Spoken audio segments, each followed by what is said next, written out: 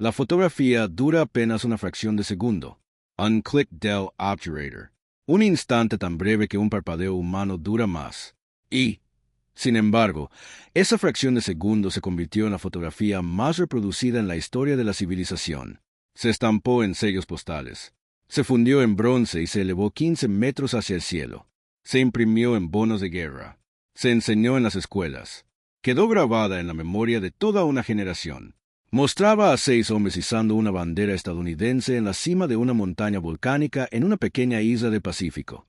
6 hombres esforzándose juntos bajo un mástil de hierro, sus cuerpos arqueados contra el viento, la bandera sobre ellos comenzando a desplegarse. Pero lo que sucede con esa fotografía es lo siguiente. La historia que hay detrás no se parece en nada a lo que se creyó durante décadas. Los hombres que aparecen en ella fueron identificados erróneamente. Sus destinos fueron tergiversados. Su dolor fue silenciado. Y uno de ellos, un hombre tranquilo de un pueblo pequeño, cargaría con el peso de ese momento hasta que, literalmente, acabó con su vida. Esta no es la historia de una fotografía. Esta es la historia de 6 seres humanos. De dónde venían, lo que sufrieron, lo que perdieron, y el precio que realmente les costó esa fracción de segundo congelada. Para comprender Iwo Jima, hay que entender en qué se había convertido la Guerra del Pacífico a principios de 1945. Estados Unidos llevaba más de 3 años luchando contra Japón. Isla tras isla, atolón tras atolón, el ejército estadounidense había avanzado miles de kilómetros en mar abierto hacia las islas principales de Japón. Pero cada kilómetro recorrido tuvo un precio altísimo. En Tarawa, en noviembre de 1943, más de 1,000 marines murieron o resultaron heridos en 76 horas en un terreno que apenas alcanzaba la mitad del tamaño de Central Park de Nueva York.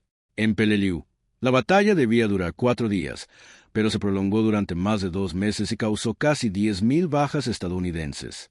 En Saipan, 24,000 estadounidenses perdieron la vida en 25 días.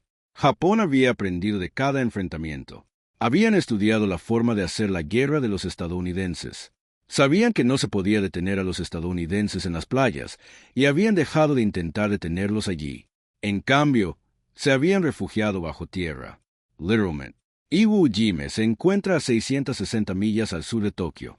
Es una isla volcánica de apenas 8 millas cuadradas. Huel Ajifer.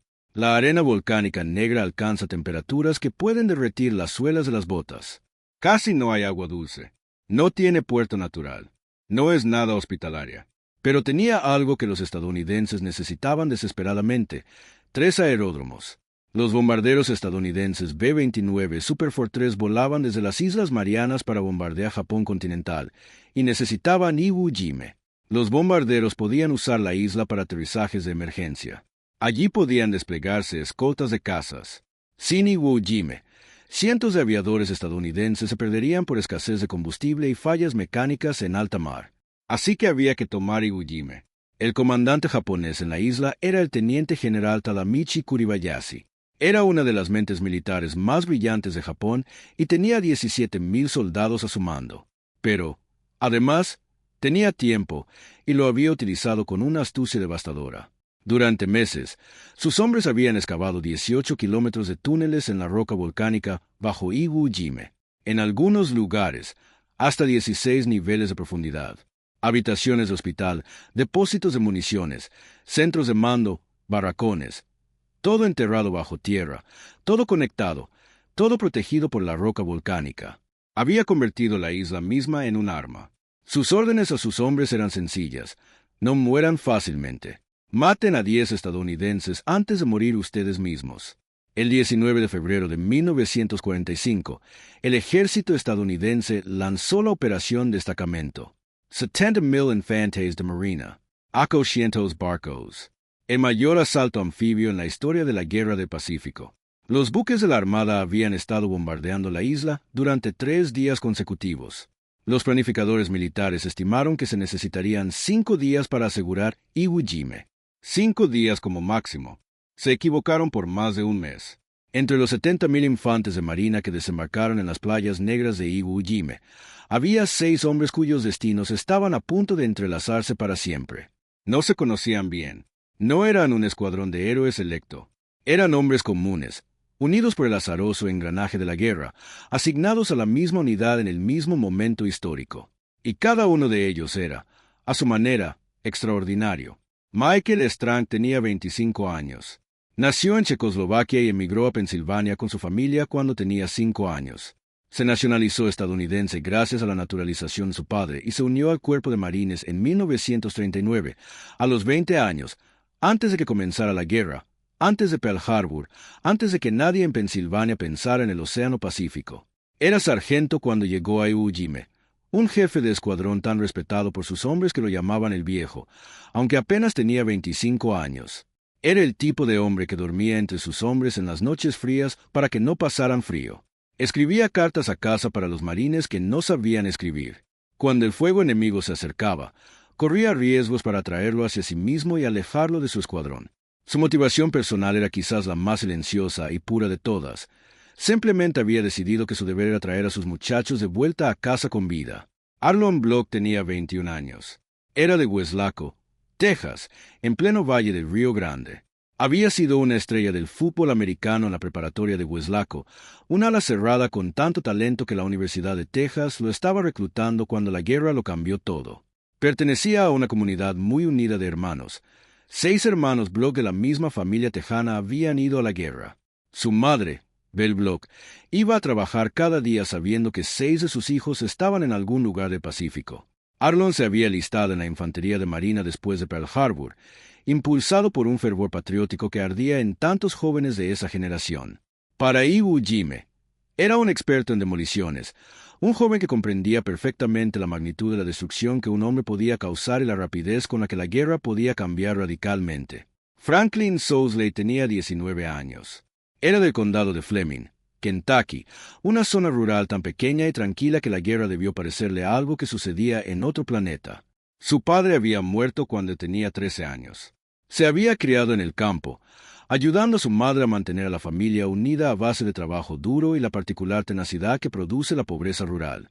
Aún no tenía la edad legal para beber cerveza en la mayoría de los estados estadounidenses cuando desembarcó en Iwo Jima. Era tan joven que algunos de los marines mayores lo llamaban chico. Tenía esa sonrisa espontánea que las fotografías inmortalizan, amplia, cálida, genuinamente feliz. Antes de la guerra, el acontecimiento más importante de su vida había sido entrar en el quinteto titular del equipo de baloncesto de su instituto. Ira Ayes tenía 22 años.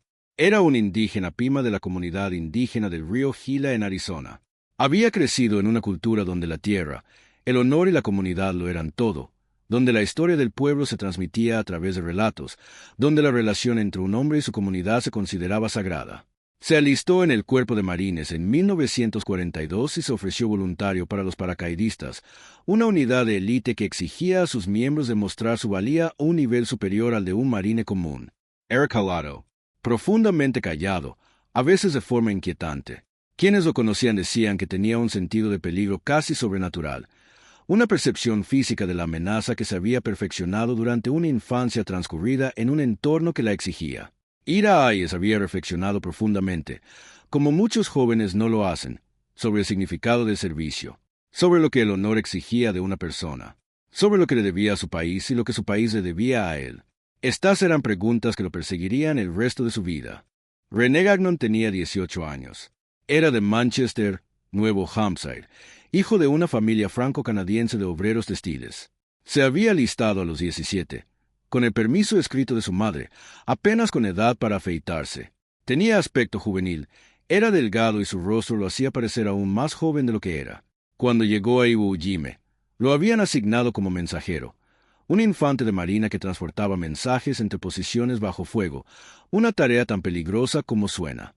Llevaba despachos a través de zonas donde las balas silbaban en el aire, y lo hacía sin quejarse porque esa era su misión. John Bradley tenía 21 años.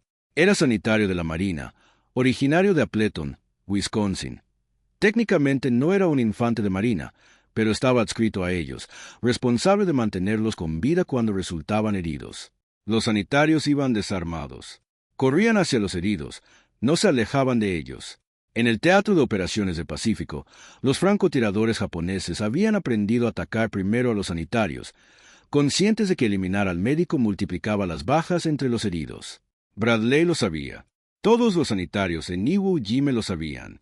Y aún así, corrían hacia los heridos. Bradley era reflexivo, profundamente religioso, reservado de una manera que algunos confundían con frialdad, pero que en realidad era algo más parecido a la dignidad. Casi nunca habló de Iwo Jima después de la guerra. Lo llevó consigo el resto de su vida, y solo su hijo acabaría descubriendo la verdad. Estos eran los 6 hombres. Un sargento checo-estadounidense de Pensilvania, una estrella del fútbol americano de Texas, un joven granjero de Kentucky con edad apenas suficiente para votar, un indígena Pima de Arizona lidiando con cuestiones de honor, un adolescente de Nuevo Hampshire, un médico de Wisconsin que corrió hacia los heridos. Estaban en Iwo Jima por la misma razón que todos los demás. Las órdenes los habían llevado allí, y ahora los túneles de Kuribayashi intentaban matarlos. Los primeros 4 días de la batalla fueron catastróficos. Los marines desembarcaron en las playas del sureste e inmediatamente se toparon con la arena volcánica, que hacía que cada paso se sintiera como caminar sobre avena fría. La arena negra era tan blanda que las lanchas de desembarco no podían avanzar. Los hombres no podían cavar trincheras porque las paredes se derrumbaban constantemente y los vehículos se hundían hasta los ejes en cuestión de segundos. Desde el momento en que tocaron la playa, los japoneses abrieron fuego desde posiciones tan bien camufladas que los hombres morían sin poder distinguir de dónde provenían los disparos. Los búnkeres estaban construidos con campos de tiro superpuestos, de modo que atacar uno significaba exponerse a otros 3. Los túneles hacían que posiciones aparentemente despejadas volvieran a tener soldados japoneses, emergiendo de aberturas ocultas para atacar por la retaguardia. El número de bajas en las primeras horas fue asombroso, incluso para los estándares de la Guerra del Pacífico. Al final del primer día, 600 estadounidenses habían muerto o resultado heridos. Al final de la primera semana, la cifra superaría los 6,000. El emblemático pico volcánico en el extremo sur de la isla, el monte Suribachi, se elevaba a 168 metros sobre las playas. Desde su cima, los observadores japoneses podían dirigir el fuego de artillería a cualquier punto de la isla. Todos los marines en esas playas sabían que Suribachi debía ser tomado. Los vigilaba. Los mataba desde arriba. El 28º Regimiento de Infantería de Marina recibió la misión. Entre sus miembros se encontraban hombres del tercer pelotón de la compañía Easy, incluyendo a varios de los 6 protagonistas de esta historia. El 20 de febrero comenzaron el asalto a las laderas de Suribachi, luchando en un terreno de roca volcánica, fortificaciones y posiciones de tiro ocultas. Los defensores japoneses combatían desde el interior de la montaña, emergiendo y retirándose a través de túneles que aparecían y desaparecían sin previo aviso. El avance se medía en metros, a veces en pies. Cada día, los informes de bajas eran más extensos. Para el 23 de febrero, el 5º día de la batalla, los marines habían llegado a la cima. Una pequeña patrulla de 40 hombres, al mando del teniente Harold Scheer, fue enviada a la cumbre con la orden de izar una bandera estadounidense. La bandera que portaban era pequeña, de 54 por 28 pulgadas, aproximadamente del tamaño de una toalla grande, pero era una bandera, y era la de Estados Unidos. Cuando la izaron en un trozo de tubo de hierro a las 10:30 de la mañana, los marines en las playas de abajo alzaron la vista y la vieron, y vitorearon. Los buques de guerra en alta mar hicieron sonar sus sirenas. Los soldados que habían estado luchando durante 5 días con poco sueño y enormes pérdidas vieron esa bandera y sintieron una emoción que los escritores más talentosos de esa generación tendrían dificultades para describir más tarde. Pero la bandera era pequeña. Un teniente coronel de la Infantería de Marina, llamado Chandler, Johnson la examinó con sus prismáticos y tomó una decisión. Quería una bandera más grande, una que toda la isla pudiera ver. Una que les dijera a todos los soldados japoneses y a todos los infantes de marina estadounidenses quién era el dueño de la cima del monte Suribachi. Envió a un mensajero a buscar una bandera más grande. El Corredor era René Gagnon. Gagnon llevaba 5 días transportando mensajes bajo fuego enemigo. Encontró la bandera más grande. Medía 96 pulgadas por 56 pulgadas, más del doble del tamaño de la primera, atada a una lancha de desembarco en la playa. La llevó montaña arriba. Mientras tanto, se organizó una patrulla para izar la nueva bandera. Los hombres que se reunieron en la cima del Suribachi aquella tarde no eran un equipo cuidadosamente seleccionado. Eran simplemente los que estaban allí. Michael Strank, Harlan Block, Franklin Sousley, Ira Hayes, René Gagnon, que acababa de llevar la bandera montaña arriba, y John Bradley, el médico de la Marina que había seguido la patrulla por si alguien necesitaba atención médica. Encontraron una larga tubería de agua de hierro. Le ataron la bandera. Y aproximadamente a las 2:30 de la tarde del 23 de febrero de 1945, 6 hombres subieron un pesado poste de hierro por una ladera rocosa volcánica e izaron la bandera de los Estados Unidos sobre el monte Suribachi. Todo el proceso duró menos de 30 segundos. Allí se encontraba Joe Rosenthal, fotógrafo de Associated Press. Había subido a la montaña con la esperanza de fotografiar el izamiento de la primera bandera, pero descubrió que había llegado después. Aún así, se quedó.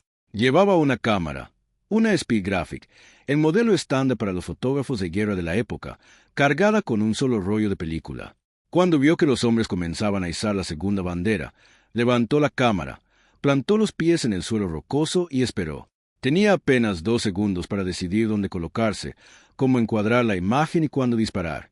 Lo pulsó una vez.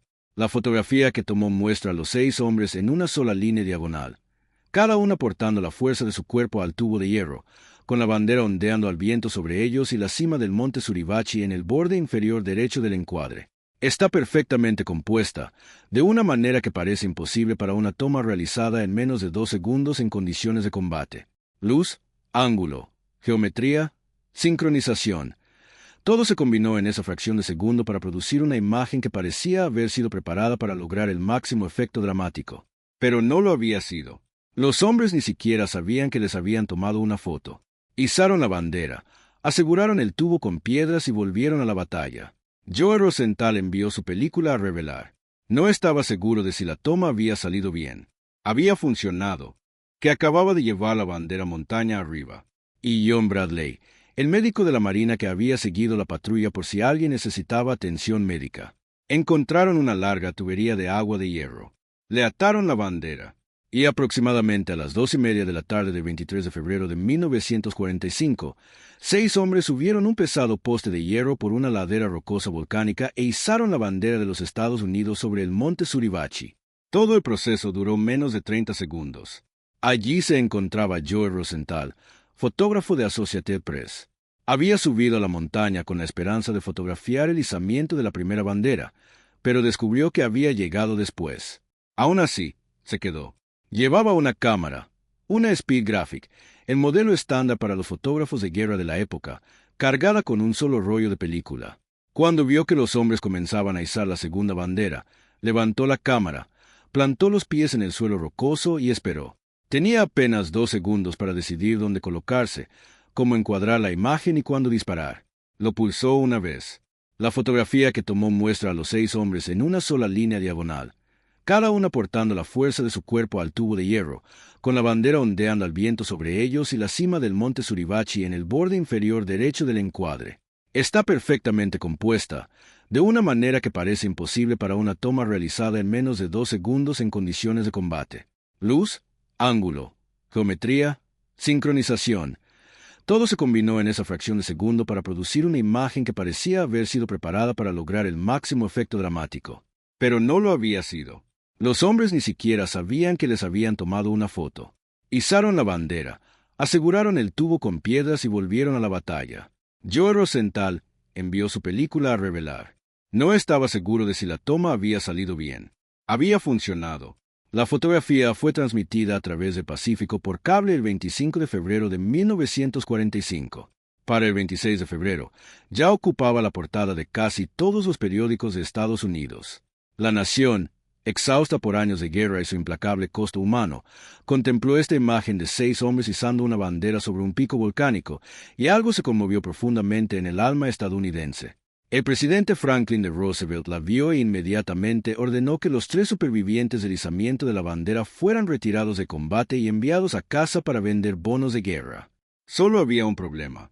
En medio del caos, el humo y la muerte de una batalla que seguía cobrándose vidas cada hora, nadie estaba completamente seguro de quiénes eran los 6 hombres de la fotografía. La identificación inicial fue errónea. El cuerpo de marines identificó a los hombres como Ira Hayes, René Gagnon y John Bradley, pero en el caso de los otros 3, cometió errores que perdurarían durante años. Hank Hansen, otro marine que había estado en Suribachi, fue identificado erróneamente como uno de los que izaron la bandera. No aparecía en la fotografía. El nombre de Arlon Bloch fue sustituido incorrectamente por el de Hansen. La identificación errónea se debió a la confusión de la guerra, al hecho de que muchos hombres habían estado en la montaña ese día, al humo y al caos que hicieron casi imposible llevar un registro preciso inmediatamente después. Fue una identificación errónea que tendría consecuencias profundas y duraderas. Mientras tanto, la batalla por Iwo Jime continuaba. 3 de los 6 hombres de la fotografía no saldrían con vida de la isla. Michael Strang murió el 1 de marzo de 1945, apenas 6 días después de que se tomara la fotografía. Tenía 25 años. Se desplazaba con su pelotón cuando un proyectil naval. Las versiones difieren sobre si era japonés o estadounidense, y la incertidumbre añade una dimensión cruel. Explotó directamente sobre su posición. Murió al instante. El hombre que había dormido entre sus marines para mantenerlos calientes, que había escrito cartas a casa para los hombres que no sabían escribir, que había definido su propósito como traer a sus muchachos de vuelta a casa, no regresó. Dejó atrás a sus padres en Franklin, Pensilvania, su madre y su padre, que habían cruzado el océano para construir una vida en Estados Unidos y que ahora recibían el telegrama que los padres de esa generación temían más que nada. Arnold Bloch murió 3 días después, también el 1 de marzo. Tenía 21 años. Un proyectil de mortero cayó en su posición. Murió en la misma arena volcánica negra que había estado intentando engullir vehículos, botas y hombres desde el primer día de la batalla. Su madre, Belle, en Texas, recibió la noticia de la muerte de su hijo. Pero durante años, insistió que la familia de la fotografía que mostraban periódicos, libros de texto y campañas de bonos de guerra por todo el mundo, el hombre al pie del poste con la espalda arqueada, clavando el tubo en el suelo, era su hijo Arnold. Reconoció la forma en que sostenía su cuerpo. Una madre conoce a su hijo de una manera que ningún registro oficial puede capturar. El cuerpo de marines le dijo que estaba equivocada. Habían identificado a ese hombre como Hank Hansen. Ella les dijo que estaban equivocados. Tenía razón. Demostrarlo llevaría años. Franklin Sousley murió el 21 de marzo de 1945 a los 19 años. Había sobrevivido a casi un mes de combates en la isla. Un francotirador le disparó. Su madre, Goldie Price, se encontraba en el condado de Fleming, Kentucky, cuando el cuerpo de marines le avisó. El chico de la sonrisa amplia y espontánea, a que los marines mayores llamaban cariñosamente Chico. El chico que había crecido trabajando en el campo en Kentucky tras la muerte de su padre. Se había ido, 19 años. Para cuando la batalla de Iwo Jime terminó oficialmente el 26 de marzo de 1945, 6.821 estadounidenses habían muerto. Más de 17.000 resultaron heridos. Casi toda la guarnición japonesa, compuesta por 21.000 hombres, había muerto o sido hecha prisionera. Prácticamente ninguno se rindió. Fue la única batalla de la Guerra del Pacífico en la que las bajas estadounidenses superaron a las japonesas. El almirante de flota Chester Nimitz diría más tarde que en Iwo Jime, el valor excepcional era una virtud común. Es el tipo de frase que suena a cliché hasta que se analizan las cifras reales. 3 hombres sobrevivieron y regresaron a casa: Ira Hayes, René Gagnon y John Bradley. Para cada uno de ellos, volver a casa resultaría ser una batalla en sí misma. La gira de bonos de guerra comenzó casi de inmediato. Los 3 izadores de banderas supervivientes fueron sacados de Iwo Jime, donde los hombres seguían muriendo diario, aseados, vestidos con uniformes de gala y colocados frente a multitudes estadounidenses como símbolos del espíritu combativo de la nación. Se les pidió que estrecharan la mano de los alcaldes, hablaran en mítines y aparecieran en estadios de béisbol.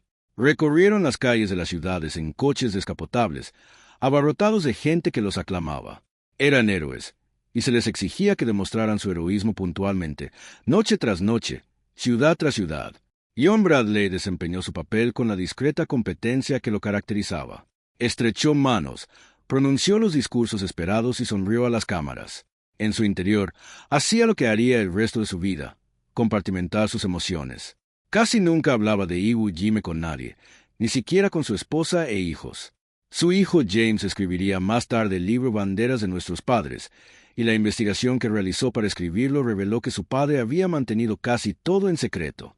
Bradley había recibido la Cruz de la Armada por un acto de extraordinario heroísmo en Iwo Jime, desarmado, bajo fuego directo, rescatando infantes de marina heridos de posiciones expuestas, pero nunca se lo había contado a su familia. Murió en 1994 habiendo guardado esa historia, y la mayoría de las demás completamente para sí mismo. René Gagnon tuvo que lidiar con diversas dificultades. Era el menor de los tres, apenas un adulto, y la fama de la fotografía se le adhirió de maneras complejas. Quería rehacer su vida después de la guerra. Esperaba que la visibilidad que le brindó la famosa fotografía le abriera puertas, le generara oportunidades de negocio y le proporcionara la seguridad que su familia de clase trabajadora nunca había tenido. Pero no fue así. Dedicó gran parte de su vida adulta a intentar convertir su momento histórico en estabilidad, descubriendo que Estados Unidos se entusiasmó con honrarlo de maneras que no le permitieron subsistir. Trabajó en diversos empleos, tuvo dificultades económicas y falleció en 1979 a los 54 años. Pero fue la historia de Ira Hayes la que se convirtió en la más dolorosa, la más conmovedora y, en muchos sentidos, la más instructiva. Ira Hayes no quería participar en absoluto en la gira de bonos de guerra. Les había dicho a sus superiores que no se sentía bien al respecto. 3 de los hombres que izaron esa bandera habían muerto: Strang, Bloch y Sousley, y Hayes sentía que celebrar la fotografía mientras esos 3 hombres yacían en sus tumbas en una isla volcánica era un error que no podía articular del todo, pero que sentía con cada fibra de su ser. Era un indígena Pima que había crecido con ideas específicas sobre el honor y la relación entre el reconocimiento individual y el sacrificio comunitario. Ser celebrado individualmente por un acto colectivo, mientras que los otros hombres que habían hecho lo mismo no podían estar allí para compartirlo, le parecía deshonroso. Le incomodaba de una manera que no podía simplemente reprimir por el sentido del deber. Pero las órdenes eran órdenes. Fue de gira, y algo se rompió dentro de él durante la misma. Empezó a beber, en exceso, con una ferocidad que sugiere que intenta destruir algo en su interior en lugar de simplemente disfrutar del alcohol. Fue arrestado varias veces durante la gira de bonos de guerra por embriaguez en público. Lo enviaron de vuelta a combate brevemente, y luego lo retiraron de nuevo para la gira. Tras el fin de la guerra, regresó a la reserva del río Gila en Arizona, donde continuó bebiendo. Fue arrestado 51 veces a lo largo de su vida por delitos relacionados con el alcohol. Trabajó en empleos ocasionales, vagó sin rumbo, no pudo mantener su vida en orden. Los hombres que sirvieron con el en Iwo Jima recordaban a un marine tranquilo, disciplinado y extraordinariamente capaz. Lo que regresó de Iwo Jima fue alguien con heridas que en 1945 nadie tenía vocabulario ni el marco institucional para identificar como tales. Lo que Ira Hayes padecía era lo que hoy llamamos trastorno de estrés postraumático. En 1945 no tenía nombre, porque oficialmente apenas existía, y el poco reconocimiento que había venía envuelto en términos como neurosis de guerra o fatiga de combate, que gran parte del estamento militar aún entendía como debilidad personal más que como una lesión fisiológica. Nadie envió a Ira Hayes a recibir tratamiento. Nadie le proporcionó las estructuras de apoyo de las que disponen los veteranos modernos, y aún hoy se reconoce que esas estructuras son insuficientes. Simplemente se esperaba que volviera a casa y estuviera bien, que realizara actos heroicos en mítines de bonos de guerra y luego regresara a la vida civil y estuviera bien. No estaba bien. Ira Hayes falleció el 24 de enero de 1955, a los 32 años. Fue hallado cerca de un canal de riego en la reserva del río Gila, en pleno invierno. La causa oficial de su muerte fue hipotermia e intoxicación etílica. Había estado en una partida de cartas, había bebido y había salido al frío sin regresar. El hombre que fue fotografiado izando la bandera estadounidense en Iwo Jima, el hombre cuya imagen fue fundida en bronce y elevada a 15 metros de altura en el Monumento a los Caídos del Cuerpo de Marines en Washington, murió solo en el frío, uno de los hombres más famosos e invisibles de la historia estadounidense. Johnny Cash escribió una canción sobretitulada La balada de Ira Hayes. La letra describe a un hombre que regresó de una guerra que había ayudado a ganar, volvió a la pobreza y al alcoholismo, y nunca fue realmente reconocido por el país que había utilizado su imagen para vender bonos de guerra. Llámenle borracho Ira Hayes, cantaba Cass, ya no responde, ni el indio bebedor de whisky, ni el marine que fue a la guerra. La canción se lanzó en 1964 y se convirtió en una de las grabaciones más impactantes de Cass, y durante décadas siguió siendo uno de los pocos artefactos culturales que obligaron a los estadounidenses a reflexionar sobre quién era realmente Ira Hayes, más allá de lo que la fotografía hacía representar. Y luego estaba la cuestión de Arlon Bloch. Vel Bloch, la madre de Arlon, nunca dejó de insistir en que a la familia le habían dado información errónea. Había visto la fotografía publicada en todos los periódicos de Estados Unidos, la fotografía grabada en bronce en el monumento a los caídos del Cuerpo de Marines, la fotografía en los sellos conmemorativos, y había dicho, ese hombre al pie del poste, el que lo clava en el suelo con el cuerpo inclinado sobre él. Ese es mi hijo Arlon. Una madre lo sabe. El Cuerpo de Marines había identificado oficialmente a esa persona como el soldado de primera clase Hank Hansen. El propio Hansen, cabe destacar, había expresado en privado algunas dudas sobre la identificación. No estaba seguro de haber aparecido en la fotografía. No fue hasta 1947, 2 años después de la batalla, que el Cuerpo de Marines reconoció oficialmente el error. La investigación que condujo a la corrección fue impulsada en parte por el propio Ira Hayes, a quien la identificación errónea le había atormentado. Sabía quiénes habían estado presentes en el izamiento de la bandera. Él había estado allí.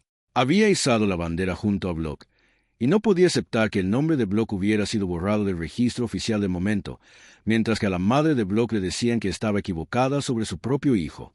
Hayes se unió al Cuerpo de Marines. Insistió. Les contó lo que sabía. La investigación concluyó que Bell Bloch había tenido razón desde el principio.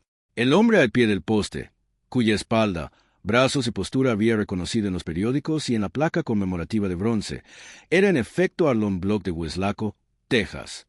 Se tardó más de medio siglo en descubrirse la otra identificación errónea. En 2016, tras una investigación de 3 años llevada a cabo por el Cuerpo de Marines que incluyó análisis fotográficos, testimonios de testigos presenciales y comparación de detalles físicos, el cuerpo anunció que John Bradley, el sanitario de la Armada originario de Wisconsin, el hombre cuyo hijo había escrito un célebre libro sobre el izamiento de la bandera, el hombre que había aparecido en la gira de bonos de guerra como uno de los 3 supervivientes del izamiento de la bandera, podría no haber estado en la fotografía en absoluto. La investigación concluyó que el 6º hombre de la fotografía era muy probablemente el soldado de primera clase Harold Schultz de Detroit, Michigan. Schultz había estado en Iwo Jima y en Suribachi y simplemente nunca había dicho nada. Murió en 1995 sin haber aclarado jamás la situación. ¿Por qué? Nadie puede decirlo con certeza. Quizás no quería llamar la atención. Quizás el peso de lo que había sobrevivido en Iwo Jima era ya bastante grande sin añadir la complicada carga de ser famoso por ello. Quizás simplemente prefería la tranquilidad. La familia de Bradley refuta esta conclusión. La cuestión de que se capturó realmente en esa fotografía se ha convertido en uno de los argumentos históricos más controvertidos en el estudio de la Segunda Guerra Mundial, y cabe destacar que la fotografía en sí, la imagen, permanece inalterable. Cualquiera que sea la identidad precisa del 6º hombre, el momento fue real. Los hombres fueron reales. La bandera fue real. La fotografía que Joel Rosenthal tomó el 23 de febrero de 1945 ganó el Premio Pulitzer de Fotografía. Sigue siendo la única fotografía que ha ganado Pulitzer el mismo año en que fue tomada. Normalmente, el premio requiere tiempo para la reflexión y el análisis histórico. Pero esta fotografía parecía no necesitar ningún análisis. Todos ya entendían su significado, o creían entenderlo. El monumento a los caídos del Cuerpo de Marines en Arlington, Virginia, fue inaugurado el 10 de noviembre de 1954, en el 179º aniversario del Cuerpo de Marines. Se trata de una escultura de bronce de 18 metros de altura y más de 100 toneladas de peso, que representa a los 6 hombres izando la bandera en el preciso instante de la fotografía. Los rostros de las figuras son retratos de los hombres identificados. Cada uno de los 6 está representado individualmente en bronce. El mástil del monumento ondea una bandera estadounidense las 24 horas del día, los 7 días de la semana, los 365 días del año, siendo uno de los pocos lugares en Estados Unidos donde esto es obligatorio por ley. Cada noche, desde el monumento a los caídos del Cuerpo de Marines, se puede contemplar el río Potomac y las luces de Washington, D.C., el Capitolio, la Casa Blanca, los monumentos a Lincoln, Jefferson y los demás hombres que forjaron el país por el que estos 6 hombres lucharon y murieron. La fotografía en sí misma transformó la guerra. La campaña de bonos de guerra que la utilizó como imagen central recaudó $26.500 millones, una suma casi incomprensible en dólares de 1945. Contribuyó a financiar la ofensiva final contra Japón. Algunos historiadores sostienen que el impacto emocional generado por la imagen de esa bandera izada influyó en la voluntad política de continuar la campaña del Pacífico durante sus últimos meses, los más costosos.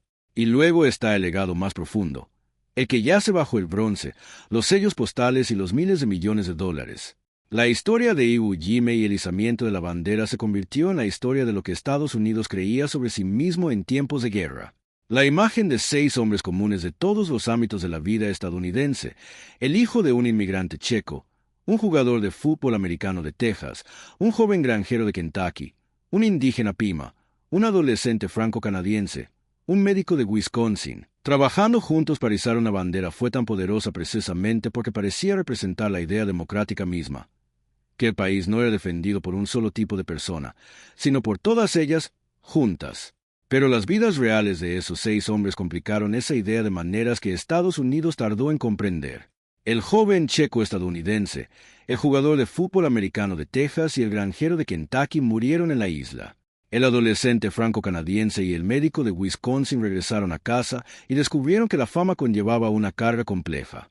Y el indígena Pima de Arizona, quien quizás comprendía mejor que nadie el verdadero significado y precio de la bandera, regresó a un país que había utilizado su imagen para vender bonos de guerra y que prácticamente no había hecho nada para combatir la pobreza y la falta de oportunidades que habían caracterizado la vida de su pueblo durante generaciones. Ira Hayes había luchado por un país que no le permitió votar en Arizona hasta 1948. Había izado la bandera de una nación que se había apropiado de las tierras ancestrales del pueblo Pima mediante un proceso que los propios Pima jamás habían aceptado ni por el que habían recibido compensación. Él lo sabía todo. No era un hombre sencillo. Y después de Iwo Jima, después de los túneles, la arena volcánica, los marines muertos y la gira de bonos de guerra, regresó a la reserva e intentó reconciliarse con todo aquello, pero no pudo. El país tampoco lo ha superado del todo. Los 6 hombres que izaron la bandera en Iwo Jima no eran símbolos ante todo. Eran personas ante todo. Tenían madres que reconocían sus cuerpos en las fotografías. Tenían pueblos donde su ausencia se sentía como una ausencia real, no una noble abstracción, sino una silla vacía en la mesa, una voz que ya no se oía al teléfono, unas manos que no estaban allí para ayudar con la cosecha, la casa o las reparaciones. Tenían vidas interiores llenas de dudas, humor, dolor, amor y todas esas complejidades que hacen de un ser humano, y no un símbolo. La fotografía lo condensó todo en una fracción de segundo. Y esa fracción de segundo se volvió tan poderosa, tan perfectamente compuesta, tan justo lo que el país necesitaba ver en ese preciso momento histórico, que resultó más fácil mirar la imagen que mirar a los hombres. Esa es la tragedia que encierra la fotografía más reproducida de la historia de la humanidad. 3 de los 6 hombres regresaron a casa. 3 no. De los que volvieron se esperaba que demostraran su heroísmo indefinidamente, de gira, en mítines, frente a las cámaras, al servicio de una historia más grande de lo que cualquiera de ellos podía realmente vivir. René Gagnon pasó su vida adulta intentando convertir un momento de fama en estabilidad financiera, pero no lo logró del todo. John Bradley lo mantuvo todo en secreto, con un silencio tan absoluto que ni siquiera sus propios hijos conocieron la verdad completa de lo que había hecho y vivido. E Ira Hayes, el más callado, el más profundo, el que desde el principio sintió que algo andaba mal, murió a los 32 años en la fría oscuridad junto a una acequia, famoso en todas partes y casi olvidado por nadie. Si hoy te paras frente al monumento a los caídos del Cuerpo de Marines en Arlington y miras esa estatua de bronce, esos 6 hombres permanecerán congelados para siempre en el instante previo al izado completo de la bandera. Aún se esfuerzan, aún empujan. La bandera apenas comienza a ondear al viento. Permanecerán en ese momento para siempre, permanentes, monumentales, eternos. Y de alguna manera, eso parece correcto, porque los hombres de verdad nunca bajaron la bandera. La llevaron hasta que los destrozó. La izaron por un país en el que creían, o intentaban creer, o estaban aprendiendo a creer y luego a llorar su pérdida. La izaron en una fracción de segundo en una montaña volcánica a 660 millas de Tokio, y luego volvieron a la lucha, y 3 de ellos nunca se fueron, y los demás llevaron dentro de sí lo que habían visto y hecho hasta que ya no pudieron más. Michael Strank, Harlan Block, Franklin Sousley, Ira Hayes, René Gagnon, John Bradley, 6 hombres, una bandera, una fracción de segundo, y una historia que una fracción de segundo jamás podrá contar por completo. Si esta historia te conmovió, si sentiste aunque sea una pequeña parte de lo que estos 6 hombres cargaban, entonces ya entiendes por qué historias como esta importan. La historia no son fechas ni estadísticas. Son personas, con nombres, Madres, equipos deportivos favoritos y sentimientos complejos sobre lo que significa servir. Conocer sus nombres es lo mínimo que podemos hacer. Si este documental te conmovió, dale a me gusta. Realmente ayuda a que más personas descubran historias como esta. Historias que van más allá de la imagen famosa para mostrar a la persona que hay detrás. En una plataforma tan grande, tu me gusta es muy valioso, y te lo pido solo porque creo que esta historia merece ser vista. Suscríbete a Español Historia si aún no lo has hecho. Estamos aquí para profundizar en la historia que los libros de texto resumen en 2 frases y los monumentos oficiales plasman en bronce. La historia completa, compleja y humana, siempre. Y quiero preguntarles algo en los comentarios. No sobre historia, sobre ustedes. Si hubieran sido uno de esos 6 hombres y hubieran regresado a un país que quería celebrar su imagen en lugar de conocerlos realmente, ¿qué habrían hecho? ¿Cómo se sobrelleva algo así? Leo todas las respuestas. La próxima vez nos adentraremos en una historia que casi nadie fuera de un pequeño país ha escuchado jamás. Una operación militar tan audaz, tan matemáticamente improbable, que los hombres que la planearon asumieron que iban a morir, diseñaron el plan de esa manera a propósito y, aún así, lo lograron. No se la querrán perder. Gracias por vernos. Gracias por su interés y por quedarse hasta el final. Es un privilegio contar estas historias a un público que realmente escucha.